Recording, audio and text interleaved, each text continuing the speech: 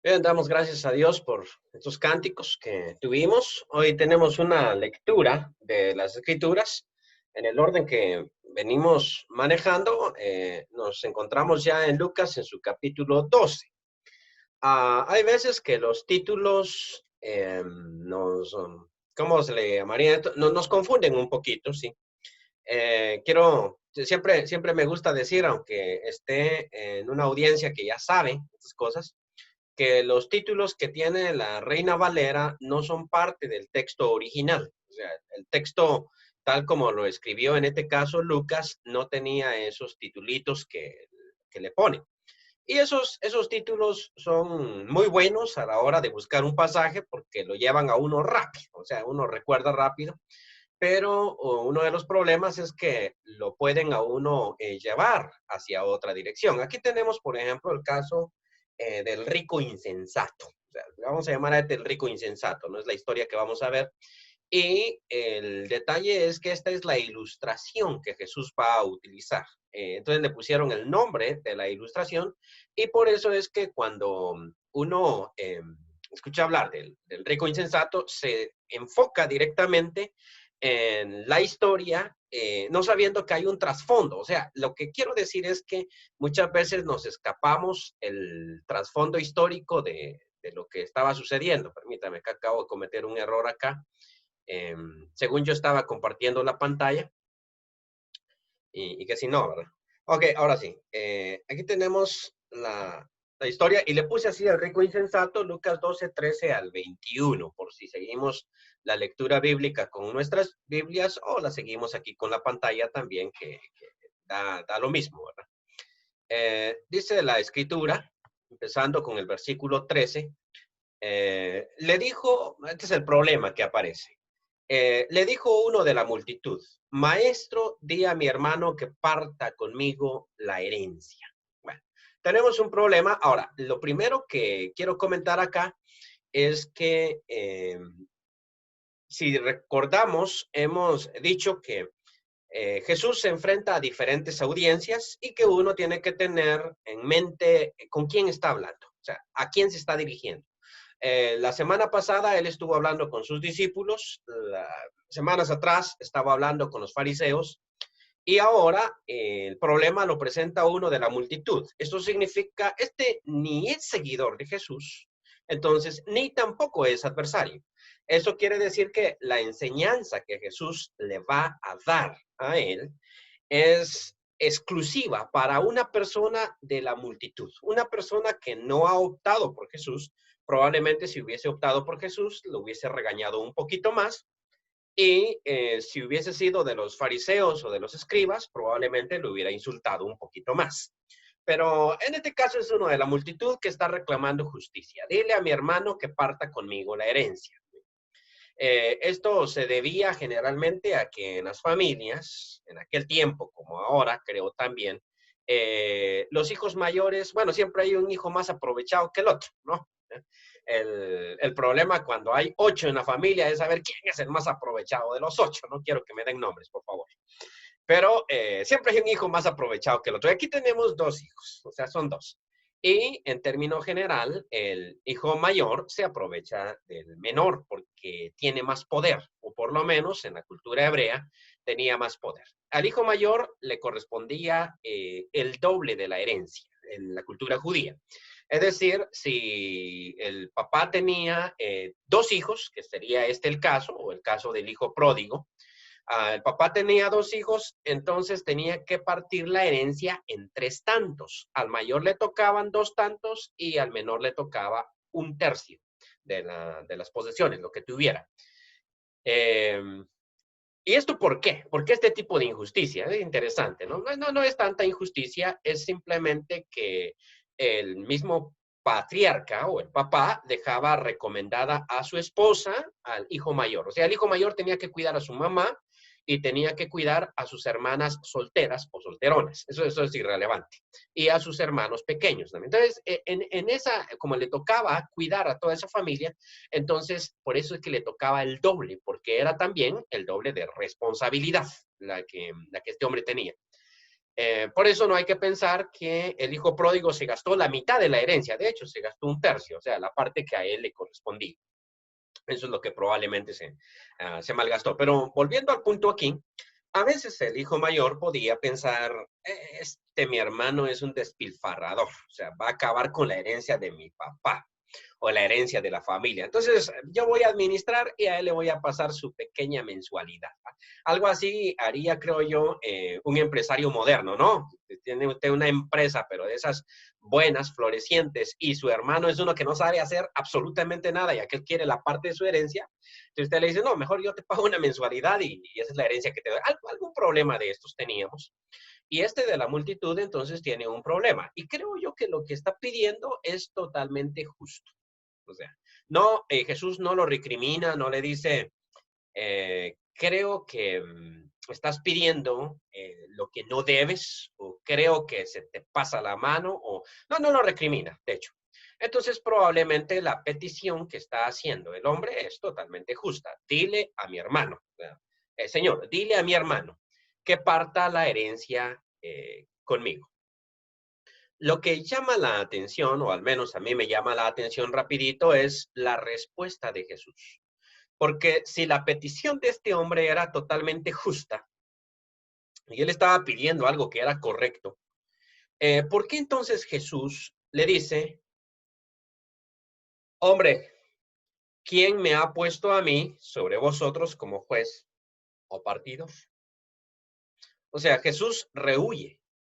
Aunque probablemente lo que se está pidiendo sea justo, él rehuye y él dice, no, yo no voy a partir la herencia. O sea, no me voy a meter en un problema que es un problema de familia, ni me voy a meter a un problema que es un problema legal, es una cuestión de justicia. No me voy a meter a ese asunto. O al menos a mí nadie me ha puesto, aunque de hecho lo que el hombre está haciendo es una petición para que él se ponga. Me llama la atención porque muchas veces nosotros encontramos a predicadores inmiscuidos en asuntos de familia. O sea, voy a decir, perdemos el estatus y entonces resulta que hay una familia que se pelea por la herencia y el predicador está metido tratando de solucionar el gran conflicto que hay en la familia cuando Jesús rehuyó el problema. Dijo, ¿y a mí quién me puso? O sea, ¿quién me puso a mí como juez en esta situación? Nadie me puso como juez. Entonces, dejen que los jueces lo hagan. Llama la atención, ¿verdad? Como muchas veces un predicador termina haciendo de todo. Yo les digo a los muchachos en Baxter, dentro de mis consejos, ¿no? Que ellos deben estar dispuestos a hacer cualquier tipo de trabajo. O sea, esto significa, si usted tiene que barrer, barra, si tiene que hacer esto, haga lo otro. O sea, no me estoy refiriendo a trabajo para vivir, porque si uno no está dispuesto, ahí sí pierde. O sea, mejor dicho, sea albañil, bueno, ni modo, ¿qué otra queda? Dele, ¿no? Pero me estoy refiriendo a el caso, por ejemplo, cuando la iglesia a uno lo agarra de cholero, porque estas cosas a uno le pasan, o al menos a mí de cuando en cuando me han pasado, y solo voy a contar una anécdota para ilustrarlos. Resulta que por allá, por un país donde yo estuve, que no es ni Honduras ni Guatemala, pero no voy a decir cuál, una hermanita me dijo, hermano, lo voy a invitar a salir. Me dice, pero yo estaba jovencito, ya estaba mayor. No voy a invitar a salir, hermano. Véngase a la casa el día martes. Se me viene tempranito, por favor, y bien desayunado, porque vamos a pasar un día de primera. Ahí voy yo corriendo y cuando ya llego a la casa, entonces me dice, pero hay que lavar el carro. ¿Será que usted me puede lavar el carro en lo que yo me arreglo? Y entonces, me puso a lavar el carro, me puse a lavar el carro, lo limpié por dentro, por fuera, y después salió con una pasta, dele al carro así. La cuestión es que o sea, yo llegué a la casa como a las 9 de la mañana y como a las 3 de la tarde no habíamos salido todavía porque seguía haciendo quehaceres en la casa, le lavé el carro, limpié la sala, no sé qué, otro montón de cosas, pero me puso a trabajar como burro, ¿no? Y entonces, de último, me dice, bueno, hoy sí se ganó su invitación. Si es invitación, no me la gané, y si me la gané, ya no es invitación. O sea, sería salario, ¿no? Entonces, lo que Pablo dice, si obras para tu salvación, entonces ya no es gracia, es salario. Eso le pasa a uno muchas veces, muchas veces. Entonces, uno tiene que estar dispuesto a hacer eso. Pero a veces también uno tiene que estar consciente de cuál es mi rol. O sea, ¿qué es lo que soy yo? Y Jesús aquí no pierde su, ¿cómo se llama este? No pierde su estatus. Los apóstoles lo entendieron, por eso es que cuando las viudas estaban quejando unas de otras, los apóstoles dijeron, miren, nombren ustedes a 7 hombres llenos del Espíritu Santo, de sabiduría, de buen testimonio, para que sirvan a las mesas, porque nosotros, los apóstoles, tenemos que dedicarnos al ministerio de la palabra, es decir, la predicación y a la oración. No podemos nosotros empezar a servir mesas porque nuestro llamamiento es este. Entonces vamos a poner a otra gente. Pero mucho pasa con los predicadores que se inmiscuyen tanto en cuestiones de la iglesia, en otras cuestiones, incluso andan manifestándose en política y tirando piedras a las casas porque asesinaron a X persona por allá, un par de policías y no sé qué, se inmiscuyen tanto en cosas que pierden realmente su llamamiento. Y llama la atención que Jesús en ningún momento hizo eso. Ahora, una pregunta teológica que uno se puede hacer es, Jesús en este momento está hablando como humano, es decir, como humano, él dice, a mí nadie me puso como juez de estas cosas, o está hablando como Dios. Ya, porque el de la multitud viene y le pide a Jesús, Jesús, el humano, ¿no? Dile a mi hermano que parta la herencia conmigo. Pero cuando Jesús contesta, te equivocas, no voy por ahí. ¿Está hablando de él, su ministerio terrenal, o está hablando de la actitud que Dios toma? ¿Por qué digo esto? Porque nosotros le oramos a Dios muchas veces por justicia. O sea, queremos justicia porque hay desigualdad. O sea, y esto, yo no me voy a meter a barajar mucho la situación, pero sabemos que en nuestra sociedad hay desigualdad. La riqueza no está bien distribuida. Y entonces nosotros le pedimos a Dios por justicia. Los vecinos son aprovechados. Entonces nosotros le pedimos a Dios por justicia. Eh, Mi suegra no me trata bien, entonces pedimos a Dios por justicia. Siempre estamos nosotros pidiéndole a Dios, hazme justicia. Y resulta que a veces Dios hace justicia y a veces se tarda un poquito en hacer justicia. Pero ¿será que en determinado momento Dios dice, no, no, no, no, no, no? O sea, la causa que estás pidiendo es muy justa. O sea, lo que estás solicitando es totalmente correcto, pero hay otra cosa más importante que tienes que aprender. O sea, hay otra cosa que hay que aprender. Esto es como el papá que podría comprarle, qué sé yo, 2 Tortrix al niño, porque el niño quiere 2, o sea, se comió uno y tiene hambre y quiere otro Tortrix. Y el papá le dice, sí tengo el dinero y me gustaría comprártelo, pero hay algo que tienes que aprender. Tiene que aprender esto. O como que no quiere comerse lo que hay para la cena y tal vez papá o mamá tienen otra cosa y podrían darle una mejor cena, pero dicen, no, no, no, pero es que tiene que aprender a comerse lo que hay. Porque no siempre nosotros vamos a tener abundancia, a veces vamos a tener escasez y él necesita. En su vida él puede tenerlo y él necesita. Hay otra cosa que debe aprender y entonces yo no me voy a dedicar a impartir justicia. ¿Por qué estoy diciendo esto? Porque la mayoría de los alegatos que hacen los ateos contra Dios es, en el mundo no hay justicia, por lo tanto no hay Dios, porque si hubiese Dios, entonces no habría desigualdad. O sea, claro, aquí, como dije al principio, no me quiero meter a decir que es justicia, porque algunos dicen justicia es que todos tengamos lo mismo, y otros van a decir, eso sería injusticia, porque la justicia es que haya desigualdad. ¿Cómo así? Pues sí, qué bonito, ¿no? Que usted trabaja y el otro no, y de último todos tienen lo mismo. Entonces, no, justicia es que cada quien tenga lo que se merece. Pero luego, cuando pensamos en lo que nos merecemos, cada quien cree que se merece lo mejor. Es un solo problema, ¿no? Pero los ateos dicen, como hay injusticia, entonces no hay Dios. Pero ¿será que Dios está para aliviarnos todos nuestros problemas? Es decir, padezco una injusticia e inmediatamente tengo que acudir a Dios. Y parece que Jesús aquí no es que va de la situación, sino que va al corazón de la situación. O sea, se dirige a ellos en determinado momento, el de la multitud le dice, dile a mi hermano que parta conmigo la herencia. Jesús le dice, a mí nadie me puso como juez sobre ustedes. Y luego dice, les dijo, esto ya es en plural, no le dijo a él, sino le dijo ¿a quién? Bueno, a las multitudes probablemente, o probablemente a sus discípulos, pero el hombre que acaba de solicitar esto está también dentro de la audiencia.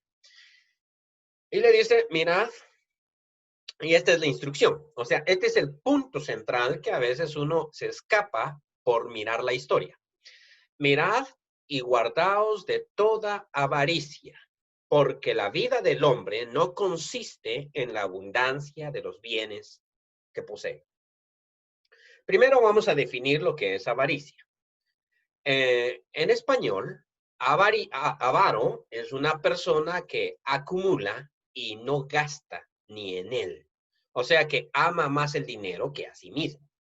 De hecho, hay una, ¿cómo se llama este? Hay una obra literaria que se llama El Avaro, donde tenía un par de hijos el hombre y él era bien rico, ¿no? Pero era avaro y entonces el hijo mayor ya tenía roto el pantalón en la parte de atrás y entonces en el baile siempre estaba pegado a la pared. Esas eran las instrucciones, pégate a la pared porque no puede darse la vuelta y no puede bailar.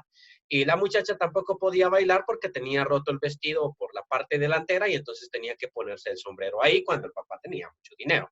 Entonces, esta es la idea que nosotros tenemos de avaro, ¿no? Pero en la Biblia no es tanto así. En la Biblia, un avaro es a uno que le gustan las riquezas, o sea, acumula, es un acumulador, pero no necesariamente que no gasta en sí mismo, sino es alguien que considera que acumular está bien. O sea, necesitamos, entre más tengamos, mejor, sin importar si gasta o no, porque la definición española de avaro es alguien que no gasta. Es decir, alguien que es sumamente tacaño y apaga todas las luces. En X lugar donde yo estuve hospedado también, en cierta ocasión me regañaban mucho porque, bueno, estuve ahí un par de noches nada más. Solo me regañaron porque salí del cuarto y dejé la luz prendida y me dijeron, mire, cuando uno sale del cuarto apaga su luz. Dice que vaya y apague su luz. Bueno, uno le están dando hospedaje, no va a ponerse uno sus moños. Y después me dijeron, escuché, me dicen que le bajó 2 veces la palanquita al baño. Eso no se hace. Se baja una sola vez y bien bajada para que no haya necesidad de ahorramos agua. Bueno, dije yo, pues hay que bajar bien la palanquita del baño, pues hay que hacer eso. Y la cuestión fue para el desayuno donde me dieron huevo frito y me dieron una cucharada de esas con las que uno endulza su café. Entonces, aquí está su desayunito. ¿Quiere otra? Me dice. Lo que pasa es que nosotros no dejamos comida en el plato. Entonces, si va a querer otra, entonces me dice, ¿verdad? O sea, yo le voy a dar una, pero si quiere otra, usted me dice. Bueno, solo me quedé con una. Uno no pide otra, ¿verdad? Solo estuve una noche ahí, pero me llamó la atención, ¿no? Esto es lo que nosotros llamaríamos en español un avaro. Y resulta que la persona en cuestión era dueña de restaurantes. O sea, escasez no había en esa casa. Era dueña de restaurantes y sí, simplemente que es economizador, pero eso sí es extremo, ¿no? Esto es lo que llamaríamos nosotros un avaro, ¿no? Sin embargo, en la Biblia no. Puede ser alguien que también gasta en sí mismo, pero que de hecho le gusta acumular. Entonces, cuando Jesús les dice, miren, tengan cuidado con la avaricia, da la razón. La vida del hombre no consiste en la abundancia de los bienes que posee. Es impropio aquí hablar de vida espiritual y vida material. ¿Por qué? Porque los judíos no distinguían entre vida material y vida espiritual. Entonces, cuando Jesús dice, la vida del hombre no depende de la abundancia de los bienes que posee, no tenemos que pensar, bueno, está hablando de la vida espiritual, pero la vida material, esa sí depende de eso. No. Jesús está hablando de las dos cosas al mismo tiempo. La vida material del hombre, y va a poner un ejemplo sobre eso, no depende de la abundancia de los bienes que posee. Hay un canal de YouTube al que estoy suscrito de un abogado en California y le hacen preguntas y él contesta. Entonces, en el programa de hoy, porque yo lo miro diario, le hicieron la pregunta de si hay preferencia para los blancos en las leyes norteamericanas que para los negros, como está de moda eso, ¿no? Y el hombre, yendo contrario a todo lo que la gente quería que contestara, dijo, no, no, en las leyes norteamericanas no hay racismo, no hay preferencia para blancos que para negros. Eso no lo he visto yo como abogado. Lo que sí he visto es que hay preferencia para ricos.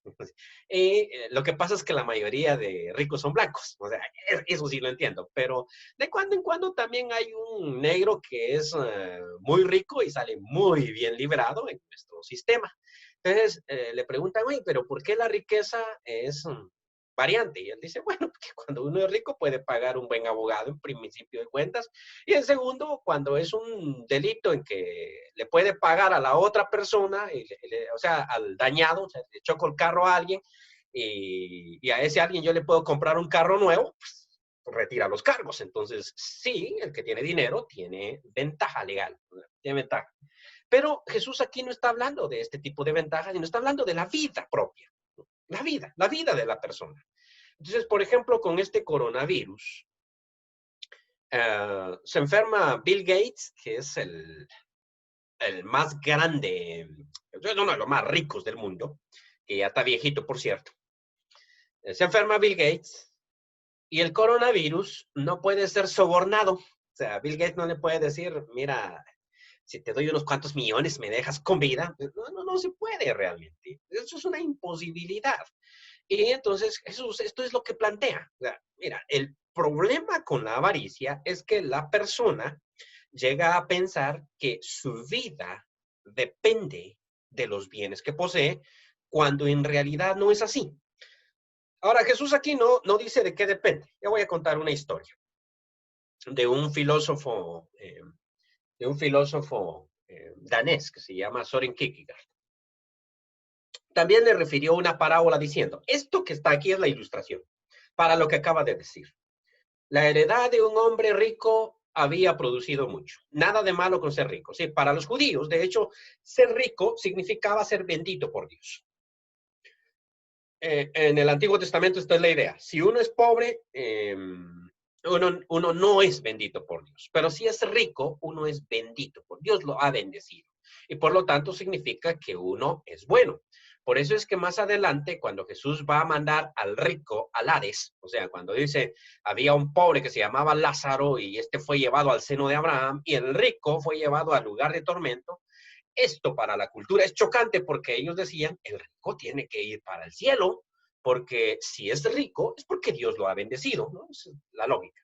Entonces viene este hombre y dice que su heredad, pues ya era rico y su heredad había producido mucho. Esto es como, espero que no me esté escuchando, pero el dueño de Zoom, que es un coreano, ya era rico, ya era millonario, pero con el virus, coronavirus, se ha vuelto multimillonario, porque todas las iglesias, todos los trabajos, todos compraron Zoom. Hasta yo acabo de pagar unos dólares por esta cuenta, también fueron a parar a la bolsa de este hombre, ¿no?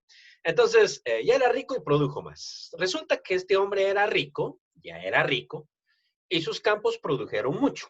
Entonces, esto genera un problema. Estos son los problemas que yo quisiera tener, ¿sí? No los problemas de no tengo comida, estos problemas. Y él pensaba dentro de sí diciendo, ¿qué haré? Tengo un gran problema, ¿no? Porque no tengo dónde guardar mis frutos. Ay, qué problemote más grande. O sea, qué bonito cuando usted dice, esta refri que tengo es muy chiquita. O sea, óyeme, este sí es un problema bueno, ¿no? Cuando usted dice, la refri que tengo es muy chiquita. Lo terrible sea que usted diga, óyeme, como que esta refri es grandísima, ¿verdad? Es una cosita así chiquita que se pone sobre la mesa. Mira cuánto espacio tiene, ahí sí tenemos un problema, ¿no? La refri es muy chiquita. Entonces, ¿qué haré? Porque no tengo dónde guardar mis frutos. Muy bien. Y dijo, esto haré. Derribaré mis graneros y los edificaré mayores.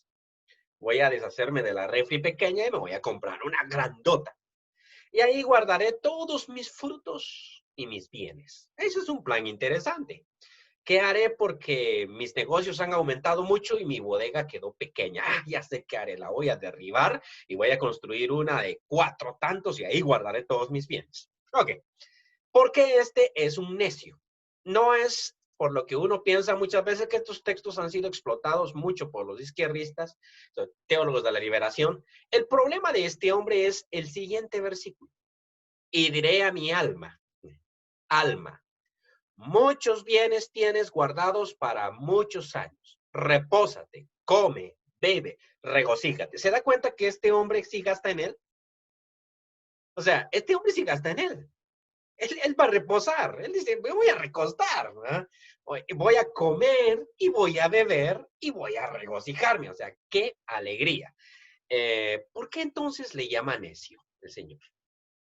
Porque resulta que el Señor le dice, pero Dios le dijo, necio.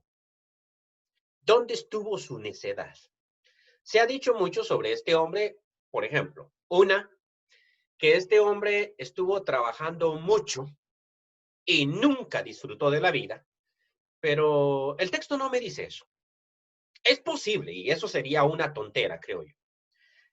Yo he visto esa situación muchas veces. Para poder tener una casa de 2 pisos con piscina y un televisor del tamaño de una pared, toda la familia tiene que trabajar duro, de sol a sol, salir temprano de la casa, llegar tarde, ahorrar bastante. Y la pregunta es, ¿quién disfruta la piscina y la casa de 2 pisos? Me parece a mí absurdo realmente. Yo creo que si uno se va a sacrificar, uno también tiene que disfrutar, pero eso no significa despilfarrar, ¿no? Eso ya es administración. Y no estoy hablando de administración, pero si este hombre pasó todo el tiempo trabajando y trabajando y trabajando y por fin llega a decir, ahora sí voy a descansar y se le acabó la vida, entonces sí, sí, es un tonto, pero el texto no dice que eso fue lo que le pasó. Eso no fue lo que le pasó. Parece ser que la cosa es diferente. Parece ser que el hombre simplemente pensó que la abundancia de los bienes era equivalente a la largura de vida. Creo que eso fue lo que sucedió. Con quien me rentaba la casa antiguamente, era una persona de Costa Rica, señor mayor. Entonces, precisamente la última vez que yo lo vi, que fui a pagarle la renta de la casa, me entró a su casa y me entró hacia su oficina. Y, por cierto, me mostró 2 pistolas que tenía en el escritorio. Tenía 2 armas ahí. Me dijo, es que lo que pasa es que los asaltos y, en fin, todo un montón de cosas, ¿no? Luego me dijo, no, no era muy adinerado él. Yo nunca lo consideré rico. Nunca lo consideré rico, pero eso sí, que era que dueño del apartamento que nosotros alquilábamos en esa época. Y me dijo, y esto sí me lo dijo así como de manera solemne, yo le doy gracias a Dios porque tengo suficiente dinero como para vivir el resto de mi vida sin trabajar. Hijo, le dije, no estaba muy viejo, tenía como 50 años. Entonces, entonces, ni modo, pues, si tiene su dinero, no sé si tenía en el banco, qué sé yo, pero él dijo eso. El caso es que esta fue la última vez que yo fui a pagar la renta porque la siguiente vez ya fue a la viuda, ¿no? Que él murió durante ese mes y le detectaron cáncer en el hígado y no le dio tiempo, porque curiosamente el cáncer en el hígado no da tiempo. Podemos vivir sin riñones, pero no podemos vivir sin hígado. Y realmente ni me enteré de su muerte. Fue como un rumor. Es que andaban los vecinos diciendo que el dueño de la casa esa y señalaban la casa donde yo vivía, murió. Y yo decía, ¿será posible? ¿Será cierto? Y bueno, era cierto, era cierto. Entonces, no, pues este hombre sí me dijo la verdad. O sea, tenía suficiente dinero para vivir el resto de su vida sin trabajar, ¿no? Y me dijo la verdad. Lo único es que cuando él me dijo eso, no estaba pensando en vivir un mes. Estaba pensando en vivir mucho más. Y probablemente estaba ligando su economía a su vida. Y esto es peligroso, ¿sí? Esto es peligroso. Entonces, resulta, por ejemplo, que una vez llegó a mi oficina la esposa de un compañero de trabajo. Y me preguntó, que tenía un problema porque el esposo estaba enfermo, ¿no? Entonces me dijo, usted como decano debería de ver por sus empleados, ¿no? No son mis empleados, yo ni les pago, pero debería de ver por sus empleados, me dijo, porque ustedes no tienen seguro médico. Y eso es cierto, no tenemos seguro médico. Claro que Baxter tiene las prebendas de ley, es decir, si me despiden o muero, mi esposa o si me despiden, mi persona recibe X cantidad de dinero por el tiempo trabajado. O sea, todas estas prestaciones las tenemos. Cuestiones que no tienen los predicadores de la Iglesia de Cristo. Esto es cuando los despiden, adiós, chao, ¿cuál tiempo pagado? Pues esa es una ayudita que les damos. Nosotros en Baxter sí tenemos eso, pero ella me dijo, no tienen jubilación. ¿Qué va a hacer usted cuando sea viejito? Y la verdad es que a veces le hablan tan en serio a uno que lo dejan trastornado. Entonces yo me quedé así, híjole, ¿qué voy a hacer yo cuando sea viejito? Cuando ya no pueda trabajar aquí, ¿qué voy a hacer? ¿No? Entonces uno entra con esa preocupación y ¿qué voy a hacer? Yo debería dedicarme a un negocio. Y ahí fue donde empecé a pensar en estudiar leyes, porque curiosamente como abogado, entre más viejo es uno, la gente piensa que es más experto, aunque ya se le vaya el tren, dice, ¿no? Aunque uno sea como una pareja que ya se le va el tren, pero de todas maneras las canas pesan, ¿verdad? Piensa que uno tiene experiencia. Y dije, bueno, pues, ¿qué hago? ¿Qué hago? ¿Qué hago? Y me pasé un tiempito pensando ahí, ¿qué hago? ¿Qué hago? ¿Qué hago? Entonces, en cierta ocasión, estaba en la iglesia y hice la pregunta a la iglesia, estaban todos reunidos. Levánteme la mano de aquí, ¿cuántos de ustedes tienen jubilación? Vivimos en Honduras, el trabajo informal en Guatemala es más grande que en Honduras, o sea, hay más trabajo informal, más gente que vive al día a día que aquí en Honduras. Pero en la iglesia solo 4 levantaron la mano. O sea, 4 de una iglesia de 100 y algo tenían jubilación. ¿Quiere decir que los otros estaban en mi misma circunstancia? Sí, o peor. Entonces, reflexioné en ese momento. Si yo estoy desesperanzado y afligido porque no tengo jubilación, ¿cómo puedo yo darle ánimo a una iglesia que está en mi misma situación? ¿No debería yo de confiar más en Dios y entonces poder darles ánimo a ellos? Y me sirvió una historia que leí de este pastor, pastor danés, que al mismo tiempo era filósofo, que se llama Soren Kierkegaard. Cuenta la historia de un palomo silvestre, no sé, un palomito ahí de monte, que dice que un día, él cuenta historias y deja que uno imagine lo que le dé la gana. ¿No? Un buen día el palomito llegó, ¿verdad? Y se posó encima de, ¿cómo se llama de la casa de las palomas de Castilla, eran sus primas. Y entonces lo empezaron a ver las primas, oye, primo, le dicen, qué flaco estás. Y él les dice, ¿ustedes qué gordas están? O sea, ¿qué onda? ¿Verdad? ¿Cómo le hacen? Les ha ido bien, porque para él la vida era una experiencia, a veces comía mucho, a veces comía poco, madrugaba y encontraba buenos gusanos, a veces se quedaba dormido y cuando se levantaba ya no había buena cosa, pero la vida era toda una aventura para el palomito, pero ese día... él las miró, ¿y ustedes cómo le hacen? Ah, nosotras, le dice, tenemos la vida resuelta. Nosotras ni trabajamos. Mira, ese señor que está ahí, ese es el granjero. Entonces, él es el que cosecha, guarda en los graneros y diario nos saca a dar nuestra comida y nosotras comemos. Tenemos la vida asegurada. ¿Y vos? Le dice. No, pues yo no tengo un granjero, digo. Ay, pobrecito, le dice, ¿qué vas a hacer cuando seas viejito? Entonces él llegó a su nido ese día, dice Soren Kierkegaard, muy, muy preocupado, pensando, ¿qué voy a hacer yo cuando sea viejo? Y pensó, si vivo un año más, entonces necesito más o menos tanto de comida para poder vivir sin trabajar y sin pasar penas. Ese día, al día siguiente, perdón, se levantó temprano, fue a buscar granos. Ese día no se comió todo lo que encontró, solo se comió la mitad y la mitad guardó y a la noche miró cómo le había ido en el día e hizo sus cuentas. Y dijo, no, trabajando así voy a tener que acumular prácticamente unos 4 años para poder sobrevivir. No, no, no, esto está mal. Mañana voy a comer menos y me voy a levantar un poquito más. Y empezó a acumular, y ese Soren Kierkegaard un día se levantó y cayó rendido a la entrada de su cuevita y se murió. Con su casa, con su cuevita, a la mitad llena de granos básicos como para vivir unos 2 meses más, pero ya no vivió 2 meses más.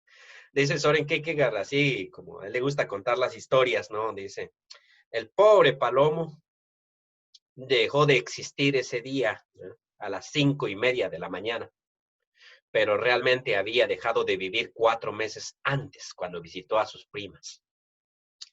Es bien interesante la cuestión de cómo, qué significa vivir y qué significa existir por las preocupaciones.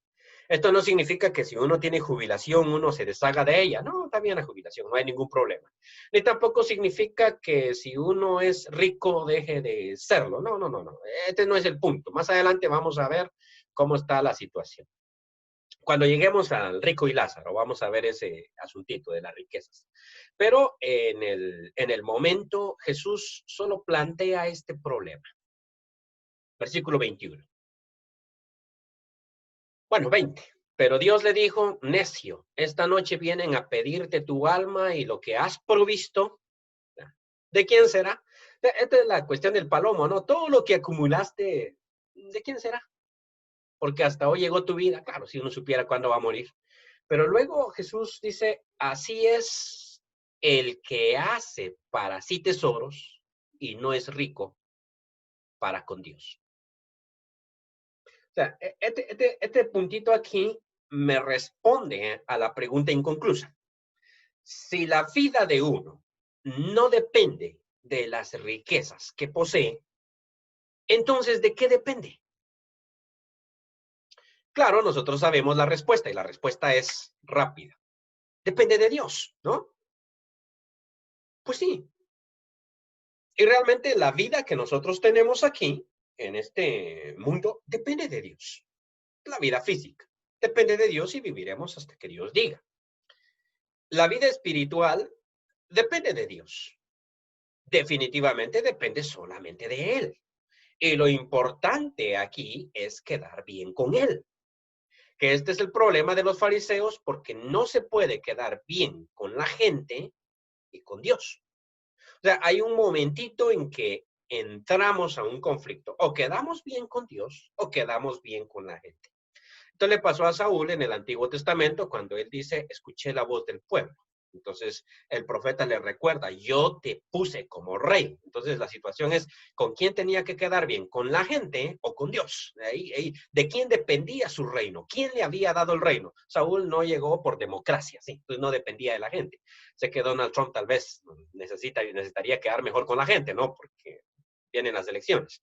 Pero en el caso de Saúl, su reino dependía de Dios, no de la gente.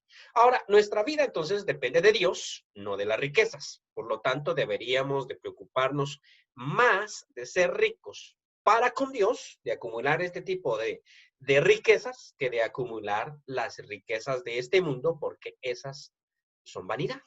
Podría hablar mucho más de esto, de la crisis económica, de cómo se devalúa la moneda, de cómo podemos llegar a perder lo que tenemos, de cómo incluso teniendo todo el dinero del mundo, podemos nosotros morir de una cosa que sea tan ridícula, tan insignificante, como es que los famosos a causa del dinero han destruido su vida, etcétera, etcétera. Pero creo que el punto que Jesús está haciendo aquí es, tu vida depende de Dios. Así es de que deberías de preocuparte más por ser rico para con Dios. Y eso debería de llamar más tu atención. O sea, quedar bien con Dios, porque de Dios depende mi vida. Sé que muchas veces nosotros tratamos de agradar a los que tienen poder, porque en determinado momento los que tienen poder me pueden ayudar. En una ocasión, por ejemplo, un hermano me invitó a almorzar y después invitó también a un juez. Yo no le puse mucha atención al juez. El juez estaba ahí, acababa de platicarme y no le puse mucha atención, no le pongo mucha atención a los políticos, menos cuando, le puse atención al político ahí. Después vi en las noticias que este juez había sido ascendido y era parte de los magistrados y dije yo, debía haberle puesto más atención a este juez, ¿no? Porque ahora es una persona muy importante. Hoy en día está preso por, ¿cómo se le llama esto? Tráfico de influencias, ¿no? Está preso. En tiempo de coronavirus está preso el pobre hombre, ¿no? bueno, ni tan pobre. Pero entonces como que tampoco era la cosa así. Pero así como uno puede pensar, tengo que quedar bien con él, por ejemplo, con la suegra, tengo que quedar bien con el suegro, tengo que quedar bien con el policía este, porque en determinado momento me deja pasar, por eso es que todos le dicen jefe al policía, aunque no sea jefe de nadie, pero todos lo tratan con respeto, no, jefe, oiga, jefe, o sea, ¿por qué le dicen jefe? No sé, debería ser patrón, qué sé yo.